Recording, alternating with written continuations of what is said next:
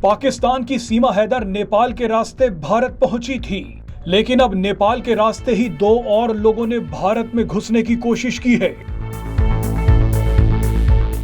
ये खबर आपको हैरान कर देगी क्योंकि ये दोनों लोग सीमा हैदर से भी ज्यादा खतरनाक हो सकते हैं।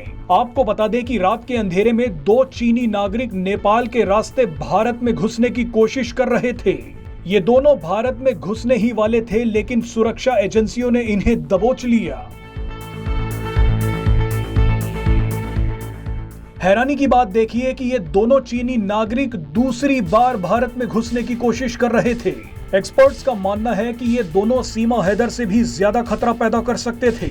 एक्सपर्ट्स ने ऐसा क्यों कहा वो आपको बताएंगे तो आपके भी होश उड़ जाएंगे। लेकिन सबसे पहले आपके सामने इन दोनों चीनी नागरिकों की जन्म कुंडली खोल देते हैं। जिन दो चीनी नागरिकों को पकड़ा गया है उनके नाम जाओ जिंग और फू कांग है। इन दोनों ने पहली बार 2 जुलाई को नेपाल के रास्ते भारत में घुसने की कोशिश की थी, लेकिन भारत के इमिग्रेशन अधिकारियों ने इन्हें पकड़ लिया। इन दोनों के पास कोई डॉक्यूमेंट नहीं था। भारतीय इमिग्रेशन अधिकारियों ने इनसे पूछताछ की और चेतावनी देकर वापस भेज दिया, लेकिन ये दोनों माने नहीं। किसी खास मकसद से इन दोनों ही चीनी नागरिकों ने दोबारा भारत में घुसने की कोशिश की, लेकिन इन दोनों को दोबारा दबोच लिया गया। इन दोनों के पास ना तो पासपोर्ट था और ना ही वीजा। अब भारतीय सुरक्षा एजेंसियां इन दोनों का इलाज कर रही हैं। इनसे पूछा जा रहा है कि ये भारत क्यों आना चाहते थे। आपको बता दें कि भारत को इस वक्त पाकिस्तान से ज्यादा चीन से खतरा है। भारत और चीन के बीच संबंध बिल्कुल ठीक नहीं है।